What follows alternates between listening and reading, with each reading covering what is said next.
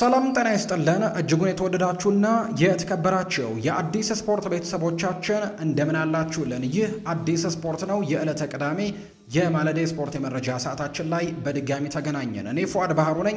ይህንን ፕሮግራም እየመራውም ከእናንተ ጋር ቆይታን አደርጋለሁ። ውድ ቤተሰቦቻችን እናንተም ሀሳብ አስተያየቶቻችሁን ኮሜንት ቦክስ ላይ ጻፉልን። ይህንን ቪዲዮ ደግሞ ሁላችሁም ላይክ እያደረጋችሁ እንድትጀምሩት ነው በአክብሮት የምንጋብዘው።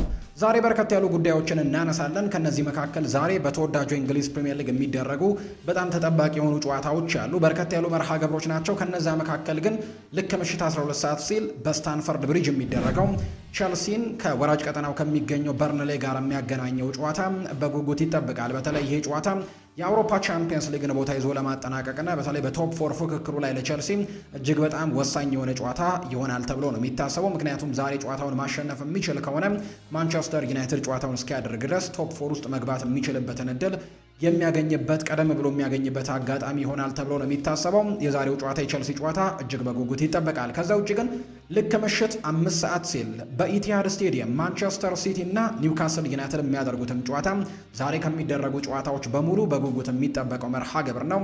በተለይ ማንቸስተር ሲቲ አሁንም በዋንጫ ፉክክሩ ላይ አለሁ ለማለት የዛሬውን ጨዋታ የግድ ማሸነፍ ይጠበቅበታል። ሰሞንኛ አርሰናል ነጥብ መጣል ውስጥ እየገባ ከመሆኑ ጋር በተያያዘ ማንቸስተር ሲቲ አሁንም እድሎችን አግኝቷልና በድጋሚ ስለዚህም ወደ ዋንጫው ፉክክሩ በድጋሚ ለመመለስ የሚኖሩትን ጨዋታዎች ማሸነፍ ይጠበቅበታልና ዛሬ ደግሞ ጠንከር ያለ ፉክክር የሚኖረው ጨዋታ ይሆናል ተብሎ ይታሰባል። ምክንያቱም የኤዲሃው ኒውካስል ዩናይትድም በፕሪሚየር ሊጉ ወጣ ገባ አቋሞችን እያሳየ ቢገኝም በአውሮፓ ቻምፒየንስ ሊግ በሳምንቱ አጋማሽ ግን ቃራባገን ከሜዳው ውጪ 6-1 በሆነ ውጤት በማሸነፉ ምናልባት የሞራል ስንቆችን ጭምር ሊያገኝ ይችላል ተብሎ ነው የሚገመተው።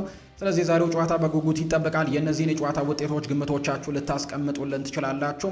በሌሎች ሊጎችም የሚደረጉ ጨዋታዎችን እንጠቁማችኋለን። የክለቦችን ስፖርታዊ ጉዳዮችንም እንዲሁ እናነሳለን።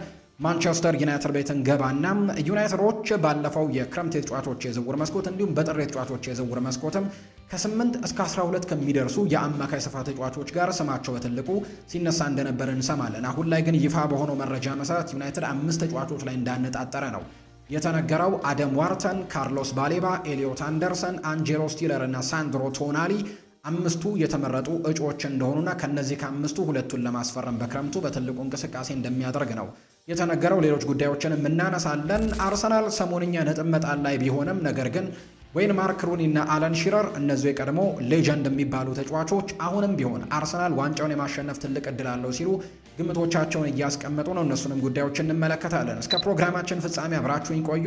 ቪዲዮአችንን ላይክ እያደረጋችሁ ጀምሩት። ፉአድ ባሩ ፕሮግራሙን እመራለሁ። አብራችሁኝ ቆዩ።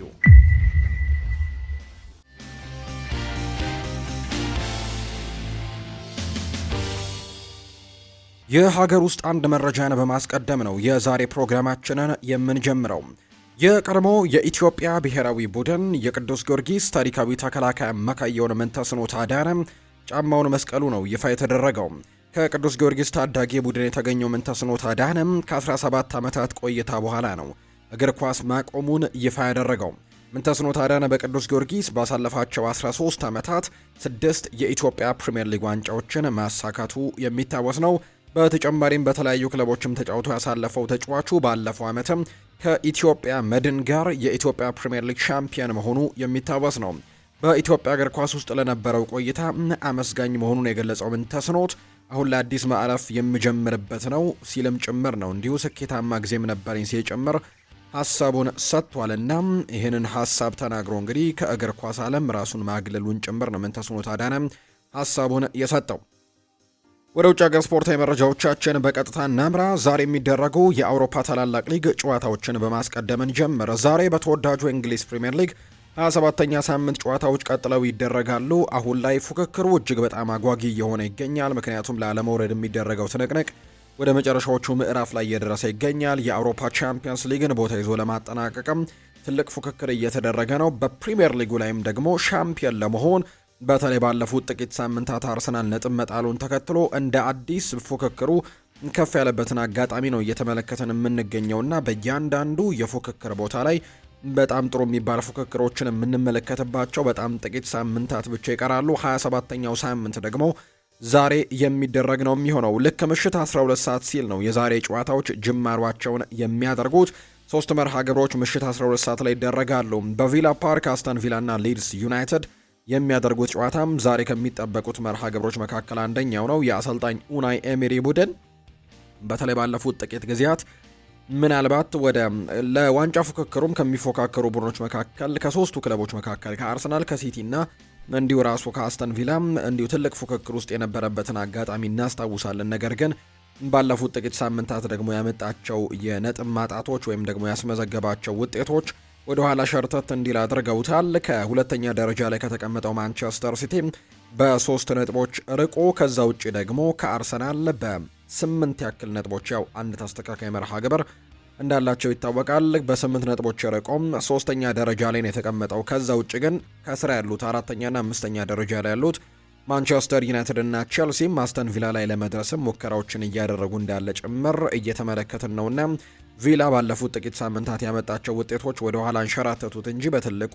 በዚህ ውድድር ላይ ከሚጠበቁ ቡድኖች መካከል አንደኛው ነበር። አሁን ላይ ግን 3ኛ ደረጃ ላይ ተቀምጦ የዛሬ ጨዋታውን የሚያደርግ ይሆናል። ዛሬ ደግሞ በሜዳው ቪላ ፓርክ ነው የሚያደርገው። በተለይ ደግሞ ሊድስ ዩናይትድ ባለፉት ሳምንታት ትልልቆቹን ቡድኖች ጭምር እየፈተነ የሚገኝ አይነት ቡድን ነው። ከወራጅ ቀጠናውም በትልቁ ተስፈንጥሮ እያለፈና እየወጣ የሚገኝ አይነት ቡድን ሆኗል። አሁን 15ኛ ደረጃ ላይ ነው የዳንኤል ፈርከ ቡድን እየተቀመጠው ከቶተንሃምም በላይ ተቀምጧልና አሁን ላይ ላለመውረድ ስጋቱን እየቀነሰ ይገኛል። ነገር ግን አሁንም ከወራጅ ቀጠናው በ6 ነጥቦች ብቻ መራቁ አሁንም ቀጣይ ጨዋታዎቹ ላይ በትልቁ ትኩረት እንዲያደርግ ይጠበቅበታል ተብሎ ይታሰባልና የዛሬው ጨዋታ በትልቅ ትኩረት ያደርገዋል ተብሎ ይታሰባል። የእነዚህን 3 ቡድኖች የእርስ በርስ ያለፉትን ግንኙነት ከተመለከትን ሁለቱን አስተን ቪላ ነው ከ3ቱ ጨዋታዎች ማሸነፍ የቻለው። በመጀመሪያው ዙር በሊድስ ዩናይትድ በኤላንድ ሮድ በተደረገው መርሃ ግብር አስተን ቪላ ሊድስ ዩናይትድን 2-1 በሆነ ውጤት አሸንፎ እንደነበር እናስታውሳለን። ከዛ ውጭ ግን ከዛ በፊት የተገናኙት 2023 ላይ ነበር 2 የፕሪሚየር ሊግ ጨዋታዎችን ያደረጉት። ያኔ ቪላ አንደኛውን ጨዋታ 2-1 ሲያሸንፍ አንደኛውን ጨዋታ 0-0 በሆናቸው ውጤት ነበር የተለያዩት። የዛሬው ጨዋታም በቪላ ፓርክ 42789 ደጋፊዎችን በሚይዘው ስቴዲየም ይደረጋል። ማይክል ኦሊቨር ደግሞ ይህንን ጨዋታ በማልዳኝነት ይመሩታል ተብሎ እንደሚጠበቅ ነው የተገለጸው። ካማራን በዛሬው ጨዋታ ጆ መጊን እና ዩሪ ቴሌማንሰን በጉዳት ምክንያት የአሰልጣኝ ኡናይ ኤምሪ ቡድን እንደማያገኝ ነው እየተገለጸ የሚገኘው። ሌላኛው ልክ ምሽት 12 ሰዓት ሲል የሚደረገው ብሬንትፈርድን ከብራይተን ጋር የሚያገናኘው ጨዋታ ነው። ይሄ ጨዋታን በትልቅ ጉጉት ይጠበቃል። ብሬንትፈርድ በጣም ጥሩ የሚባል የውድድር ዓመትን እያሳለፈ የሚገኝ አይነት ቡድን እንደሆነም ይታወቃልና አርሰናልንም ነጥብ ካስጣሉ ቡድኖች መካከል አንደኛው ነው። ከሊቨርፑል ቀጥሎ ከሊቨርፑል በ2 ነጥቦች ዝቅ ብሎ 7ኛ ደረጃ ላይ የተቀመጠ ቡድን ነውና ጥሩ የውድድር ዓመትን እያሳለፈ ነው። ከዛ ውጪ ብራይተን ግን የፋቢያን ሆርዝሌር ቡድን ባለፉት ጥቂት ሳምንታት ለምሳሌ ከ5ቱ ሳምንታት ምንም አይነት ድል ማግኘት ያልቻለ ቡድን ነው። የዛሬው ጨዋታ ግን እንዲጠበቅ ያደርገዋል። ይህም ጨዋታ ልክ ምሽት 12 ሰዓት ሲል በብሬንትፈርድ ሜዳ ጂቴክ ላይ የሚደረግ መርሃ ግብር እንደሆነ ነው ዘገባዎቹ የሚያሳዩት። ሌላኛው ግን በስታንፈርድ ብሪጅ ቸልሲና በርን ላይ የሚያደርጉት ጨዋታ ዛሬ ምሽት 12 ሰዓት ላይ ከሚደረጉ ጨዋታዎች በትልቁ በጉጉት የሚጠበቀው ጨዋታ ነው። ቸልሲ ይህንን ጨዋታ ማሸነፍ ይጠበቅበታል ተብሎ ነው የሚታሰበው። ምክንያቱም የአውሮፓ ቻምፒየንስ ሊግ ተሳትፎን ለማግኘት በትልቁ ፉክክር ውስጥ ነው የሚገኘውና ከማንቸስተር ዩናይትድ በ1 ነጥብ ዝቅ ብለው 5ኛ ደረጃ ላይ እንደተቀመጠ ይታወቃል። ምናልባት ይህንን ጨዋታ ማሸነፍ የሚችል ከሆነ ዩናይትድ ሰኞ ስለሆነ ጨዋታውን የሚያደርገው ዩናይትድ ጨዋታውን እስኪያደርግ ድረስ በደረጃ ሰንጠረዡ 4ኛ ደረጃነትን መረከብ የሚችልበትን እድል ያገኛልና ማንቸስተር ዩናይትድ ላይም ጫናዎችን ለማድረግ እድል ይሰጠዋል ተብሎ ይታሰባል። ይህ ጨዋታ ምሽት 12 ሰዓት ሲል ይደረጋል። በርንሌ በአንጻሩ በወራጅ ቀጠናው ግርጌ ላይ ከሚገኙት 3 ቡድኖች አንደኛው ነው። 19ኛ ደረጃ ላይ የተቀመጠ ቡድን እንደሆነ ይታወቃልና ላለመውረድ አሁንም በጣም ጭላንጭል የሆነ ተስፋ እንኳን ቢኖረው ምክንያቱም 17ኛ ደረጃ ላይ ከተቀመጠው ቡድን ያላቸው የነጥብ ልዩነት 9 ያክል ነውና በጣም ጭላንጭል ተስፋ ቢኖራቸውም እንኳን አሁንም ያንን ነገር ለመሞከር በትልቁ ጥረት ያደርጋሉ ተብሎ ይታሰባልና በዛሬው ጨዋታ ለቼልሲ ምናልባት ፈተና ሊሆኑ እንደሚችሉ የሚያሳዩ ዘገባዎች እየወጡ ይገኛሉ። ጨዋታው ግን ስታንፈርድ ብሪጅ ላይ እንደመደረጉ ከዛ ውጭ ደግሞ ቼልሲ ሰሞንኛ በጣም ጥሩ የሚባል አቋም ላይ መሆኑን ተከትሎ የዛሬውን ጨዋታ ለማሸነፍ በጣም በትልቁ ግምት የተሰጠው ቡድን እንደሆነ እየተገለጸ ነውና የዛሬው ጨዋታ በቼልሲ አሸናፊነት ይጠናቀቃል የሚል ግምት ነው በበርካቶች ዘንድ ያለው። ላቪ ኮልዊል የረጅም ጊዜ ጉዳት ያለበት ተጫዋች ነው። ማርኮ ኮሬያም በዛሬው ጨዋታ ላይ አይኖርም። ዳሪዮ ኢሶጉ፣ ጄሚ ባይኖ ጊቲያንስ በዛሬው ጨዋታ ላይ እንደማይኖሩ የተረጋገጡ ተጫዋቾች ናቸው። ሮሚዮ ላቪያ ምንም እንኳን ከጉዳት ቢያገግምም ነገር ግን ትናንትና ከአንደር 21 ቡድኑ ጋር ጨዋታ በማድረጉ ምክንያት በዛሬው ጨዋታ ላይ ይኖራል ተብሎ እንደማይጠበቅ ነው መረጃዎች የሚያሳዩት። ስለዚህ የዛሬው ጨዋታ ልክ ምሽት 12 ሰዓት የሚደረገው እንደዚህ ይሄኛው ጨዋታ በጣም በትልቁ በጉጉት ይጠበቃል ተብሎ ይታሰባል።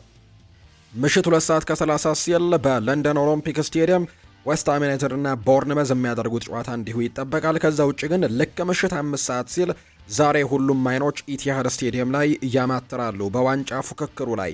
አሁንም ማንቸስተር ሲቲም ወደፊት ለመጠጋት ማለትም ያለውን የነጥብ ልዩነት አርሰናል ነገ ጨዋታውን እስኪያደርግ ድረስ ያላቸውን የነጥብ ልዩነት ወደ 2 ለማጥበብ የዛሬው ጨዋታን በትልቁ ይጠበቃል ተብሎ ይታሰባል። ማንቸስተር ሲቲ ዛሬ በኢቲሃድ ስቴዲየም ጠንከር ከሚለው ኒውካስል ዩናይትድ ጋር ነው መርሃ ግብሩን የሚያደርገው።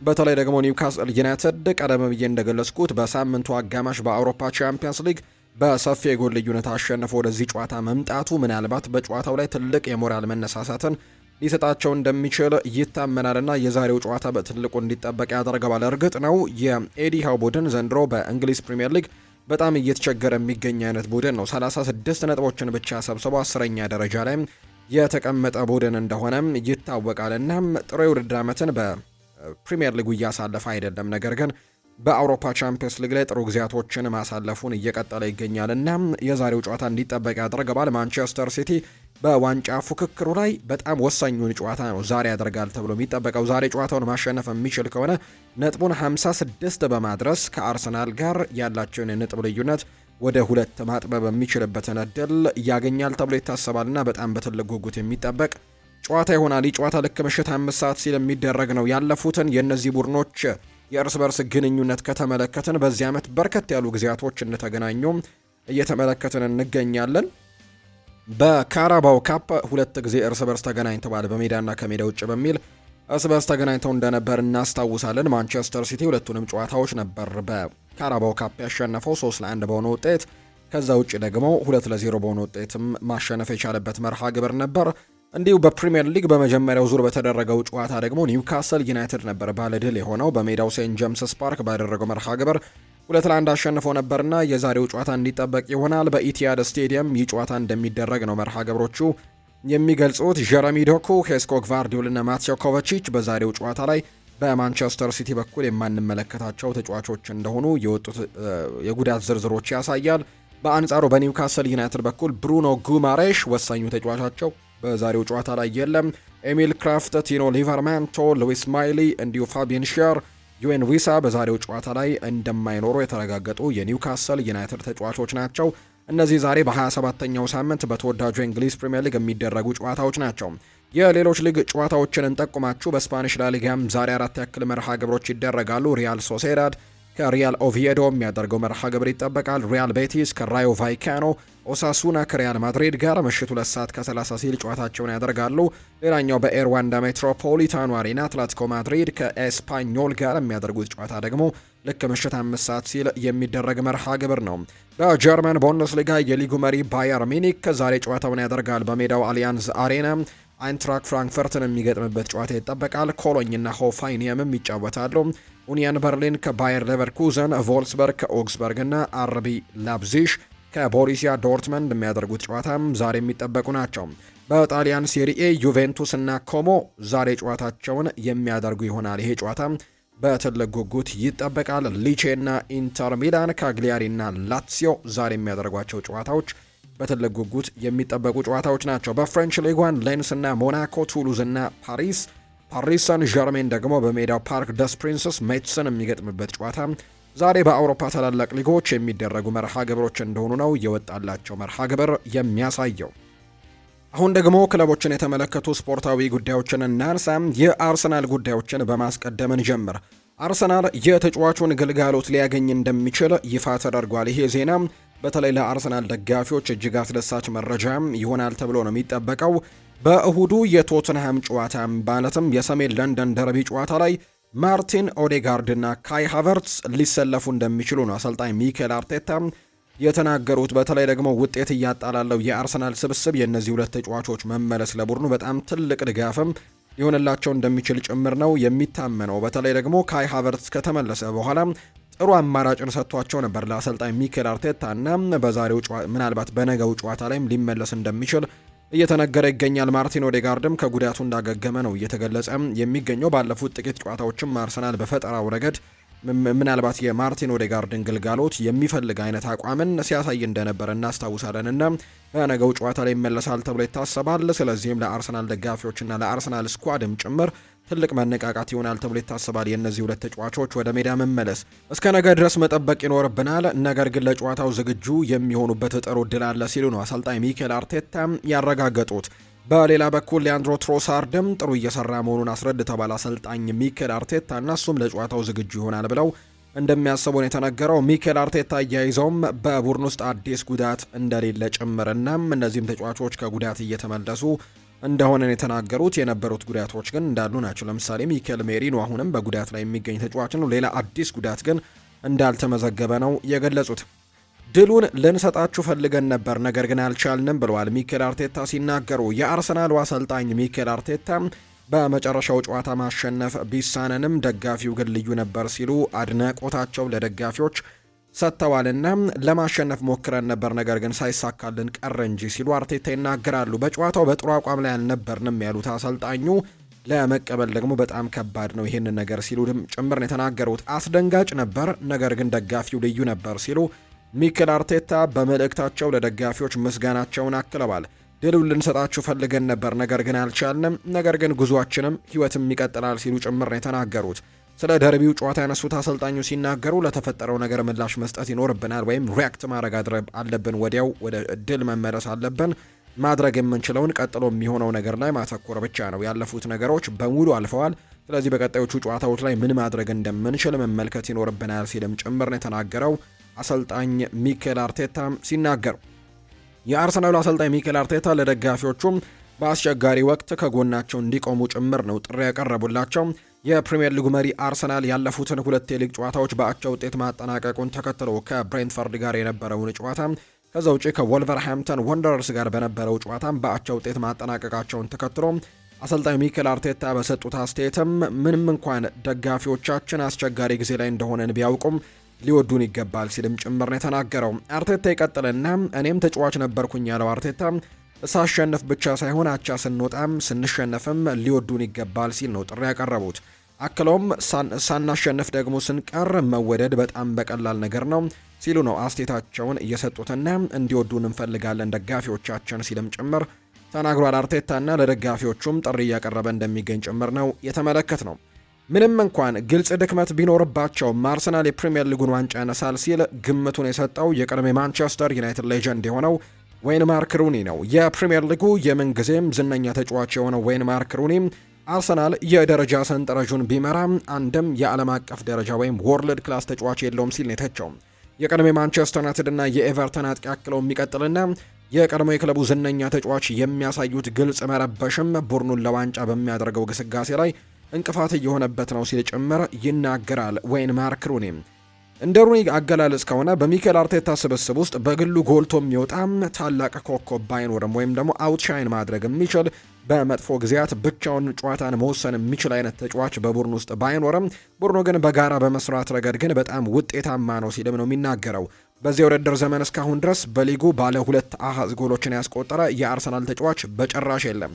ቪክተር ዮኬሬስ በ8 ጎሎች ቀዳሚ ሲሆን እንደ ማርቲን ዙቢሜንዲ፣ ሊያንድሮ ትሮሳርድ፣ ዴክላን ራይስ እና ቡካዮ ሳካ ያሉ ተጫዋቾች አልፎ ጎሎችን ቢያስቆጥሩም በቋሚነት ግን እያስቆጠሩ አይደለምና አንድም የአርሰናል ተጫዋች ደብል ዲጂት ላይ የገባ የጎል መጠን የለውም ሲልም ጭምር ነው የሚናገረው። ይሄ ሁኔታ አርሰናልን ከዋና ተቀናቃኙ ማንቸስተር ሲቲ እጅግ በጣም ይለየዋል። ሲቲው በአጥቂው ኤርሊንግ ሃላንድ ላይ በእጅጉ የሚተማመን አይነት ቡድን ነው።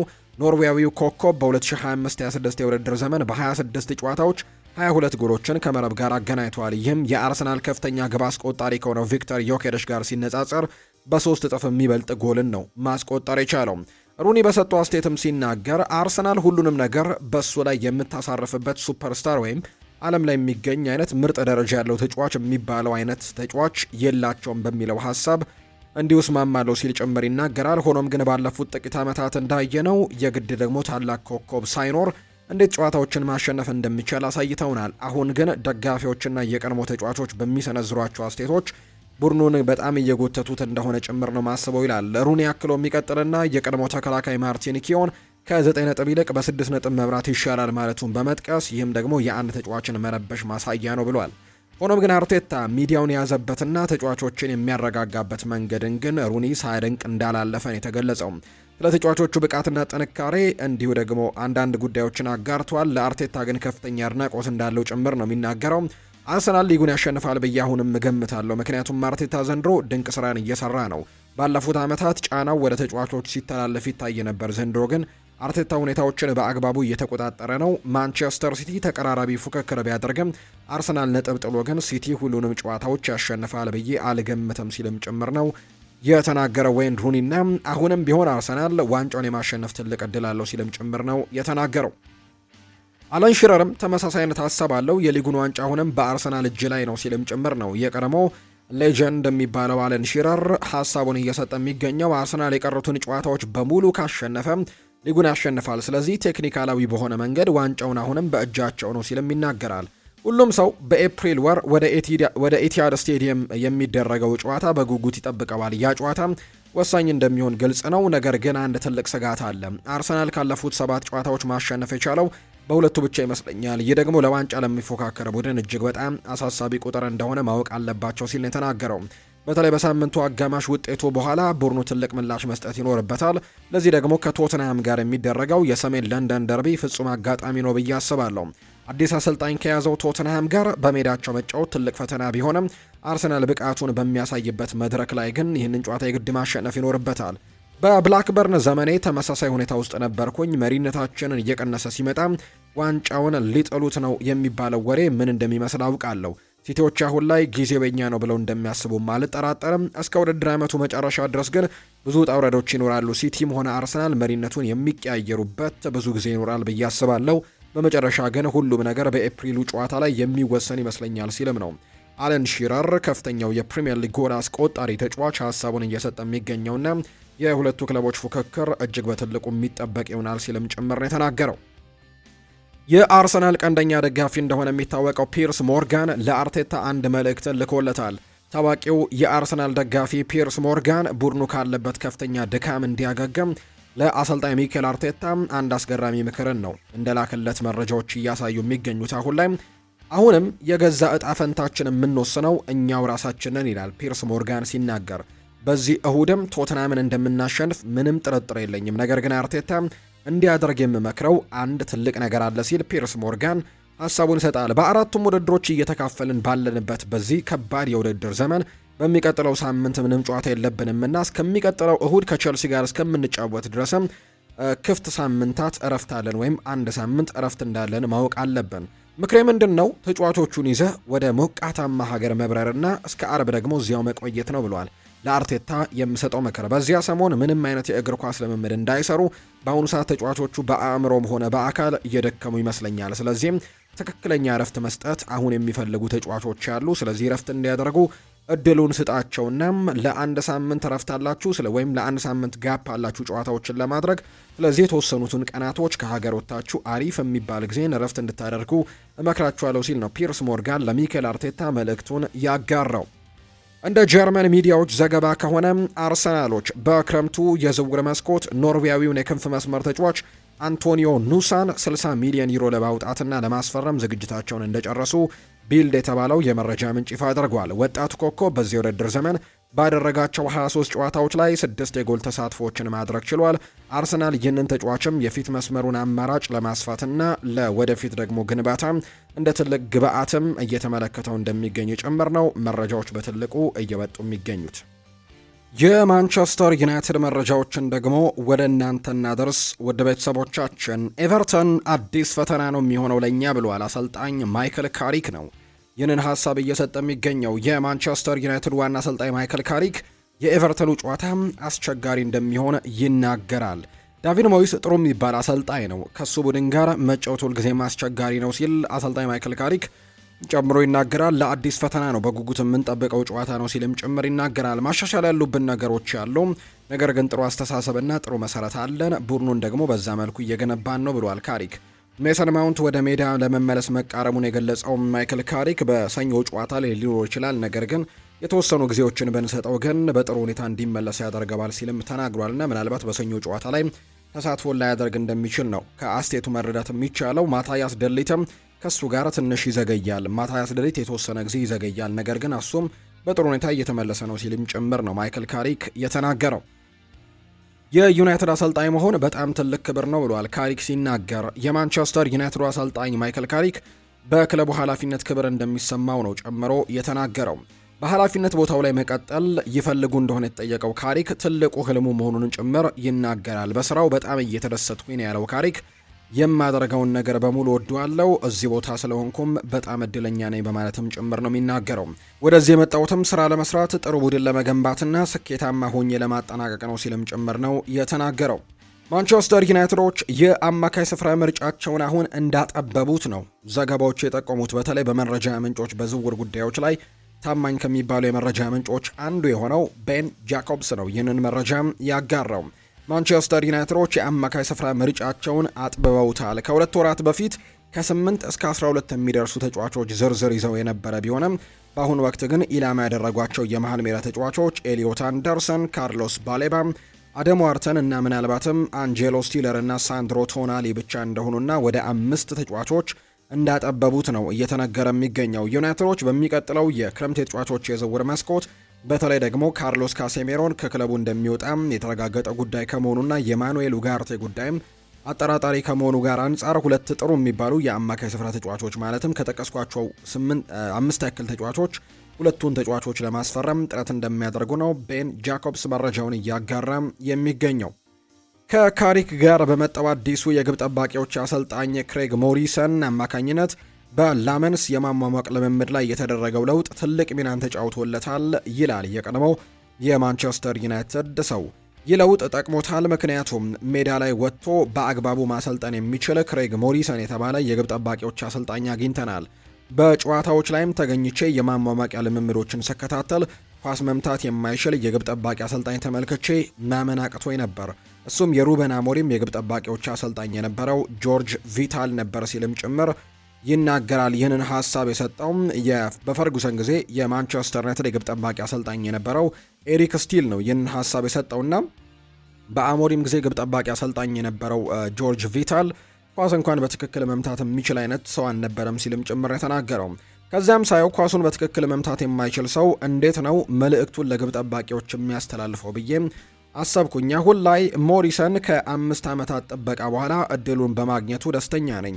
እሱ ጥሩ አሰልጣኝ ነው። የሚያስፈልጉትን ቴክኒካል ዝርዝሮችም ይዞ መምጣት ይችላል። ላመንስ የሚያስፈልገውም ይሄ ይመስለኛል ሲልም ነው የሚናገረው። ኤሪክ ስቲል ይቀጥልና ላመንስን ከተመለከታችሁት እንደመጣ ሰሞን አጮቱን እያየሁት ነበር። በመሃል ግን እስከ ሩበን አሞሪም መልቀቅ ድረስ የአጮት ደረጃው ከፍ ብሎ መቀጠል አልቻለም። እንዲሁም ደግሞ አንዳንድ ጨዋታዎች ላይ ሲወርድብኝ ጭምር ተመልክቼዋለሁ።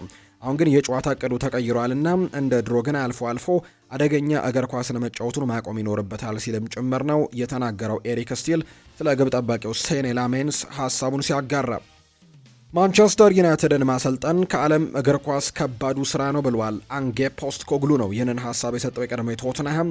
ከዛ ውጭ ደግሞ በኖቲንግሃም ፎረስትም በዚህ ውድድር ዓመት እናስታውሰዋለን። አምና የዩሮፓ ሊግ አሸናፊ እንደነበር እናስታውሰዋለን። ቀላል አይደለም። ይህንን ገና መጀመሪያ ነበር ለሩበን አሞሪም የነገርኩት።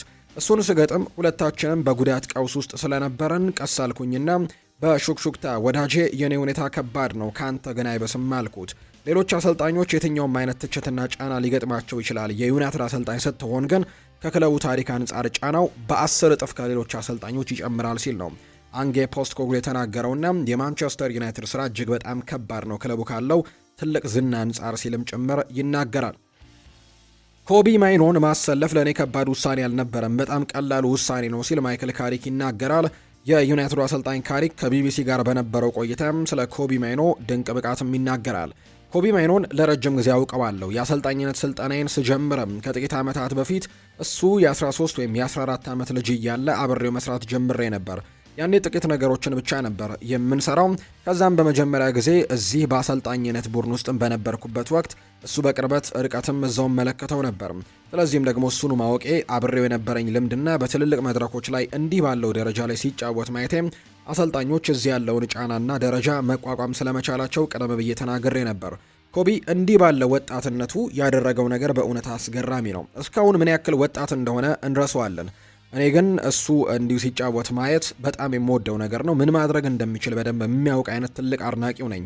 ስለዚህም እሱን ማሰለፍ ለእኔ ምንም ከባድ አይነት ውሳኔ አይደለም፣ በጣም ቀላል ውሳኔ ነው ሲልም ይናገራል። ደጋግሞ እውነቱን ለመናገር ለረጅም ጊዜ ሳይጫወቱ ቆይቶ የጨዋታ ፍሰትንና ብቃትን መልሶ ማግኘት ቀላል አይደለም። ኮቢ ማይኖ ግን በቀላሉ ነው ያንን ነገር ማስተካከል የቻለው።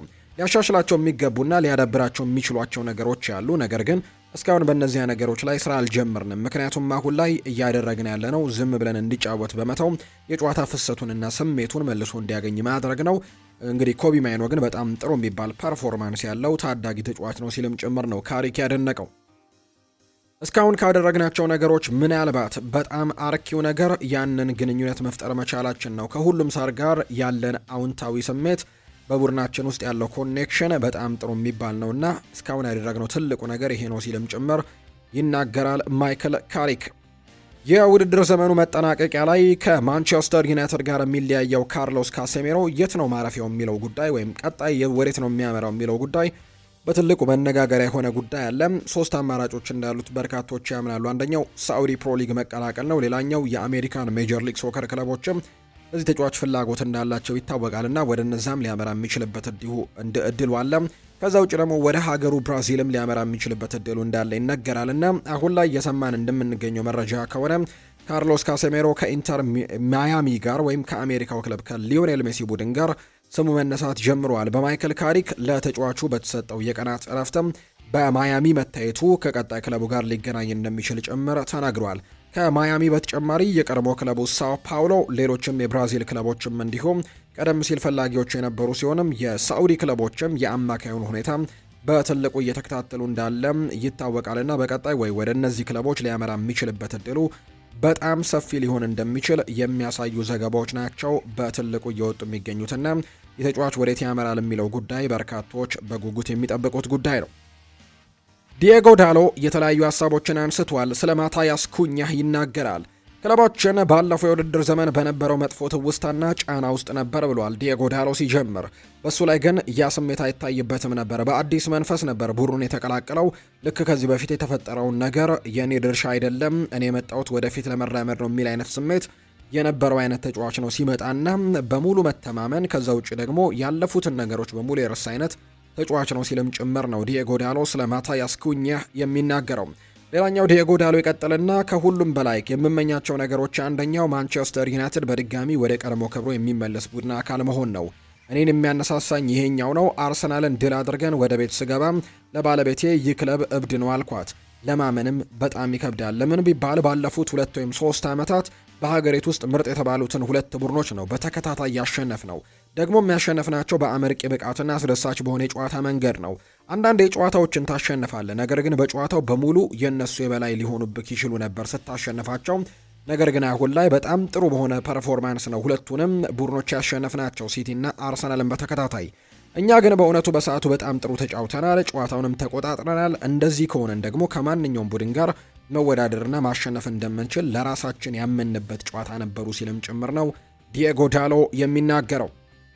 ዳሎ በሩበን አሞሪም ስር ስለነበረው የኮቢ ማይኖ ሁኔታ ይናገራል። በተለይ ኮቢ ማይኖ በሩበን አሞሪም ጊዜ እንግዲህ የቋሚነት እድል በጣም አጥቶ እንደነበር ይታወሳል። በፕሪሚየር ሊጉ አንድም ጨዋታ በሩበን አሞሪም ስር ቋሚ ሆኖ ተሰልፎ አያውቅም በዚህ የውድድር ዓመት። ከዛ ውጭ ግን በግሬምስ በውጣው ጨዋታ በካራባው ካፑ ሲሰናበቱ በቋሚነት ተሰልፎ እንደነበር እናስታውሳለን። እና ዳሎ በተለይ ከሩበን አሞሪም ጋር ቅርበት ካላቸው ተጫዋቾች መካከል አንደኛው እንደሆነ በርካቶች ያነሳሉ። ስለዚህ በሩበን አሞሪም ስር ስለነበረው የኮቢ ማይኖ ሁኔታም ተጠይቆ ነበር። ኮቢ በዚህ ሂደት ውስጥ በማለፉ እጅግ በጣም ተጠቃሚ ይሆናል ብዬ አስባለሁ ብሏል ዳሎ። ይህ ልጅ ወደ ዋናው ቡድን ሲመጣ አውቀዋለሁ። ያኔ እንዲህ አልነበረም፣ ትንሽ ልጅ ነበር። አሁን ግን በድንገት በጣም ከባድ ተጫዋች ሆኗል። እናም በጣም ጠንካራ ሰው ሆኗል። ኳስ መያዝና ጨዋታን ማረጋጋት ይችላል። እርሱ አሁን ባለበት ሁኔታ ሁሉንም ነገር ማድረግ የሚችል አይነት ተጫዋች ሆኗልና እንደዚህ አይነት ጥሩ ያልሆኑ ጊዜያቶችን ማሳለፍም ለተጫዋቹ ይጠቅመዋል ሲልም ጭምር ነው የተናገረው ዲየጎ ዳሎ።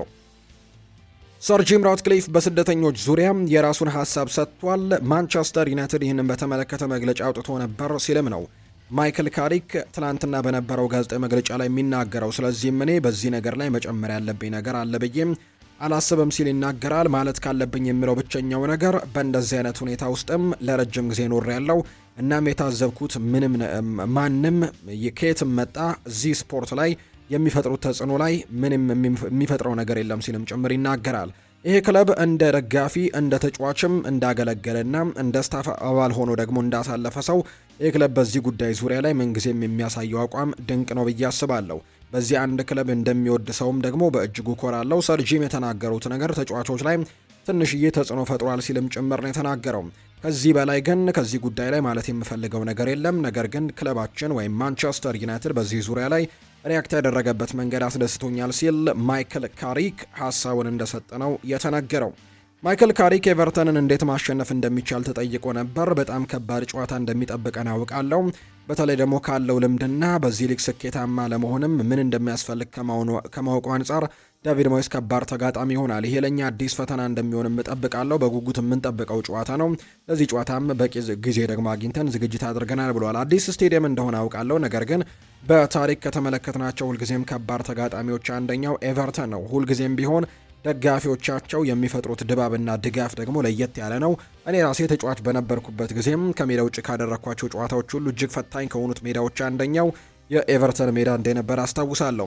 እናም በቻልነው መጠን የተሻለ ሆኖ ለመቅረብ ነው የምንሞክረው። የምናሻሽላቸው ነገሮች ቢኖሩም ለወደፊቱም የሚሆን ጥሩ መሰረት ላይ መነሳሳት አለብን። ለዚህም ደግሞ ሰኞ ምሽት የምናደርገው ጨዋታ እነዚህን ሁሉ ጥንካሬዎችን መጠቀም ይኖርብናል ነው ያለው። ማይክል ካሪክ በውድድር ዘመኑ አጋማሽ የወዳጅነት ጨዋታዎችን ለማድረግ ፍላጎት እንዳለው ሲጠየቅም በሰጠው ምላሽ ጨዋታዎችን የማድረጋችን ነገር በብዙ ሁኔታዎች ላይ ይወሰናል። እንዲሁም ቀጥተኛ ወይም ደግሞ ግልጽ የሆነ መልስን ለመስጠት አስቸጋሪ ነው። ውሳኔ የምንሰጠው በሂደት ነው። ነገሩ ቀላል አይደለም። ለተጫዋቾች የሚጠቅም ከሆነ ብቻ ግን እናደርገዋለን ሲልም ጭምር ነው ማይክል ካሪክ የሚናገረው። ነገሩን ሚዛናዊ በሆነ መንገድ ነው የምንመለከተው ብለዋል ማይክል ካሪክ ከዌስትሃም ዩናይትድ ጋር የተመዘገበውን የአቻ ውጤት በተመለከተ ጥያቄ ሲቀርብለት።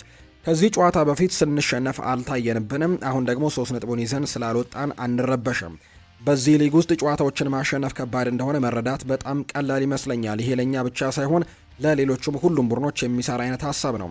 ለማሸነፍ በምንሞክርበት ወቅት ወደ መጨረሻዎቹ አካባቢ ጨዋታዎች ትንሽ ክፍት ሆነው ነበር፣ ነገር ግን እድል ለመፍጠር ረገድ አደገኛም ነበርን ሲልም ጭምር የተናገረው። በመጨረሻው ደቂቃ ላይ ጎል ማስቆጠር ደግሞ ትልቅ አውንታዊ ነገርም አለው።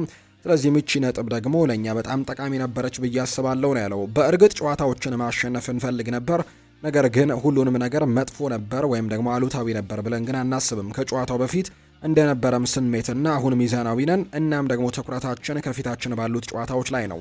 በውድድር ዘመኑ አጋማሽ ስለሚደረጉ የወዳጅነት ጨዋታዎችም ሲጠየቅ የጨዋታ መርሃ ግብሮችን ከተመለከትን በጨዋታዎች መካከል የተለየ ጊዜ ክፍተቶች ፈጥረዋል። ስለዚህም ያንን ደግሞ እያስተካከልን ከሁኔታው ጋር መላመድ ይኖርብናል ሲልም ጭምር ነው ማይክል ካሪክ ሀሳቡን የሰጠው። በአጠቃላይ ከኤቨርተን ጨዋታ በፊት በነበረው ፕሬስ ኮንፈረንስ ላይ ነው እነዚህን ሰፊ ጉዳዮችም እያነሳ የሚገኘው። የሊቨርፑልን ጥቂት መረጃዎች ደግሞ ወደ እናንተ እናደርስ። ባየር ሚኒክ የፍሎሪያን ቬርትስ አባትን በማግኘት ተጫዋቹን ለማስፈረም ያለውን ፍላጎት ገልጾ ነበር። ለዚህም የአባቱ የተሰጠው ምላሽ የሚመለከተው ነበር። ፍሎሪያን ቬርትስ አብዛኛውን የእግር ኳስ ዘመኑን በሊቨርፑል ለማሳለፍ እቅድ እንዳለው ነው አባትየው ለባየር ሚኒክ የተናገሩት። የጀርመኑ ክለብ ባየር ሚኒክ አሁንም ቢሆን በዚህ ተጫዋች ላይ ተስፋ እንደማይቆርጡና ወደፊት ለማስፈረም ካሁኑ ንግግሮችን እያደረጉ እንደሚገኙ ወይም ኮኔክሽናቸውን የሁለቱ አካላት ማለትም የተጫዋቹንና እንዲሁ ደግሞ የክለቡን ኮኔክሽን ማቋረጥ እንደማይፈልጉ ንግግሮችን መቀጠል እንደሚፈልጉ ነው የተገለጸው። ነገር ግን አባትየው የሰጣቸው ምላሽ ግን ለረጅም ጊዜ በሊቨርፑል መቆየትን ምርጫው ያደርጋል እንዳላቸው ጭምር ነው የተነገረው። ሊቨርፑል የግራ መስመር ተከላካይ የሆነውን የአይንትራክ ፍራንክፈርቱን ናትናኤል ብራውን ላይ ፍላጎት ካላቸው ቡድኖች መካከል አንደኛው ሲሆን ወደ ዋጋውም ወደ 56 ሚሊዮን ፓውንድ አካባቢ ሊሆን እንደሚችል ግምቱን እየሰጠ ይገኛል። ቢልድ የተባለው የመረጃ ምንጭ በክረምቱ ሊቨርፑሎች ለማስፈረም ከሚንቀሳቀሱባቸው ተጫዋቾች መካከል አንደኛው እንደሚሆን ነው የሚነገረው። የሃርቪ ኤሊዮት የአስተን ቪላ የውሰት ውል ወደ ቋሚ ዝውውር የሚቀይረው የ10 ጨዋታዎች እንዲጫወት በማድረግ ነው። የውሰት ውሉ ወደ ቋሚነት ውል የሚቀይር ሲሆን ይህም ደግሞ የሚመለከተው ለፕሪሚየር ሊግ ጨዋታዎች ብቻ ነው። ሃርቪ ኤሊዮት በአውሮፓ ሊግና በሀገር ውስጥ የካፕ ውድድር ጨዋታዎች ላይ ቢጫወት ምርጫው እነዚያ ጨዋታዎች ግን ለዝውውሩ መፈጸም ምንም አይነት አስተዋጽኦ እንደማይኖራቸውና እንደ መስፈርትነት እንደማይቆጠሩ፣ ነገር ግን በፕሪሚየር ሊግ 10 ጨዋታዎችን ማድረግ እንዳለበት በቋሚነት በዛ ቡድን ውስጥ እንዲቀላቀል ማድረግ እንዳለበት ነው የሚጠበቀው። ስለዚህም ያንን ጨዋታዎች ማድረግ ይኖርበታል በቋሚነት ወደ ቪላ ለመቀላቀል። ማንቸስተር ሲቲን የተመለከቱ መረጃዎችን እናንሳም። ሳቪኒሆ ወደ ሜዳ ይመለሳል። የማንቸስተር ሲቲው ተጫዋች የሆነው ሳቪኒሆ በኒውካስል ዩናይትድ ጨዋታ ወደ ሜዳ እንደሚመለስ ነው አሰልጣኝ ፔፕ ጓርዲዮላ ይፋ ያደረገው። በተጨማሪም ኤርሊንግ ሃላንድ ለጨዋታው ዝግጁ መሆኑ ጭምር ተናግሯል። በሌላ በኩል ጀረሚ ዶኩ ከጨዋታ ውጭ መሆኑን አሰልጣኙም አረጋግጠዋል። 70 በመቶ የማንቸስተር ሲቲ ተጫዋች አዲስ ናቸው፣ በፕሪሚየር ሊግ ዋንጫ ፉክክርም የመሆን ልምድ የላቸውም ብሏል ፔፕ ጓርዲዮላና ስለዚህም ደግሞ በቀጣይ ጨዋታዎች ላይ በትልቁ ይጠበቃል ሲል ነው ጓርዲዮላ የተናገረው። ጥሩ ደሞዝ ለሚገባው ተጫዋች ሳይሆን ለሐኪሞችና ለመምህራን ነው ብለዋል ጓርዲዮላ። ስፔናዊው አሰልጣኝ ፔፕ ጓርዲዮላ ሐኪሞችና መምህራን ለማህበረሰቡ በጣም አስፈላጊ መሆናቸውን ይናገራል። ጓርዲዮላ ይቀጥልና ዶክተሮችና መምህራን በማህበረሰብ ውስጥ በጣም አስፈላጊ ሰዎች ናቸው ሲል ይናገራል። ሐኪሞችና መምህራን በማህበረሰብ ውስጥ ከፍተኛ ተከፋይ ሊሆኑ ይገባል። ለተጫዋቾችና ለእግር ኳስ አሰልጣኞች ሳይሆን ለነሱ ነው ትልቅ ክፍያ የሚገባው። ማህበረሰቡን የተሻለ የሚያደርጉትም እነሱ ናቸው ሲልም ጭምር ጓርዲዮላ ተናግሯል። ስለ ዋንጫ ፉክክሩ ግድ የለኝም ነው ያለው ፔፕ ጓርዲዮላ ሲናገር። የማንቸስተር ሲቲ ዋና አሰልጣኝ ፔፕ ፕሪሚየር ሊጉ ፉክክር ላይ ግድ የለኝም ሲል ይደመጣል። በዋንጫ ፉክክሩ ዙሪያ የተጫዋቾች ጋር ለሰከንድ እንኳን አልተነጋገርኩም የሚለው ጓርዲዮላ ዛሬም ሆነ ትላንትና ወሬያችን ስለ ኒውካስል ዩናይትድ ጨዋታ ብቻ ነው ሲልም ነው የተናገረው። ስለ ሊጉ ፉክክር ግድ የለኝም ሲሉ የሚናገሩት አሰልጣኙ ገና 12 ጨዋታዎች ይቀራሉ፣ ረጅም ነው፣ ገና ብዙ ነገርም ይፈጠራል ሲልም ጭምር ነው የተናገረው። ዌይን ሩኒ ሀሳቡን ይሰጣል። ፔፕ ጓርዲዮላ ከሄደ ማንቸስተር ሲቲ ቪንሰንት ኮምፓኒ ነው መሾም ያለበት ሲል ይናገራል። ክለቡን በደንብ ያውቀዋል፣ ከሙኒክ ጋር በጣም ስኬታማ ሆኗል፣ ስለዚህ ከፔፕ የተማረም ይመስለኛል ብሏል። ፔፕ ጓርዲዮላ ምናልባት ቀጣዩን አሰልጣኝ ይመርጣል። እሱ የሚሄድ ከሆነ ምናልባትም የመምረጥ ሂደቱ አካል ይሆናል። እናም እሱ ደግሞ እንደ አስተማሪ አድርጎ የሚመለከት ይመስለኛል። እናም በክለብ ውስጥ ለ10 ዓመታት ቆይቷል። ክለቡን በጥሩ ሁኔታ መልቀቅ ይፈልጋል ሲል ነው ቢቢሲ ስፖርት የተናገረውና ፔፕ ጓርዲዮላ የሚለቅ ከሆነ ግን መምጣት ያለበት ቪንሰንት ኮምፓኒ ነው ሲል ዌይን ማርክ ሩኒ ይናገራል። ፔፕ ጓርዲዮላ በማንቸስተር ሲቲ እንደሚቆይ ተስፋ አደርጋለሁ፣ ምክንያቱም ለፕሪሚየር ሊጉ ድንቅ ብቃት ስላለው። ፕሪሚየር ሊግ ውስጥም ምርጥ አሰልጣኝ ትፈልጋለህ። ባለፉት 10 ዓመታት ውስጥም እሱ ለሌሎች ሁሉ መለኪያ አስቀምጧል ሲልም ጭምር ነው ዌይን ሩኒ ጨምሮ የተናገረው። የቼልሲን ጉዳዮች ደግሞ ወደ እናንተ እናደርስ ቤተሰቦቻችን። ሊያም ሮስኒየርን እንመልከት የሰጡትን ሀሳብ። ባለፉት 2 ቀናት ልምምዳችን ጥሩ ነበር።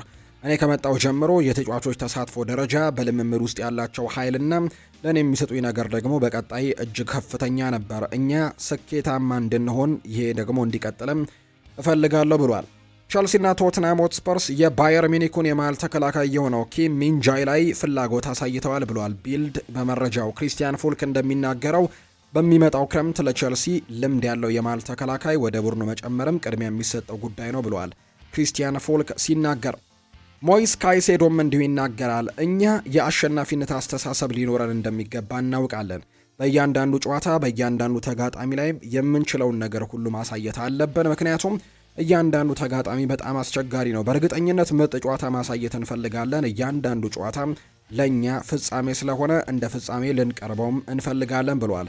ቅዳሜ አስቸጋሪ ጨዋታ ይጠብቀናል። ዛሬ ለነሱ ደግሞ በጣም እንዘጋጃለን ያለው ኤስቴቫ ዊሊያን ይናገራል። በየቀኑ እንግሊዝኛን ይበልጥ እየተረዳሁ ነው። በሳምንት 2 ጊዜ እማራለሁ። እናም በጣም ጠንክሬ እየሰራሁ ነው። አሁን ትንሽ ውይይቶችን ማድረግ እችላለሁ ሲልም ጭምር ኤስቴቫ ዊል ይናገራል።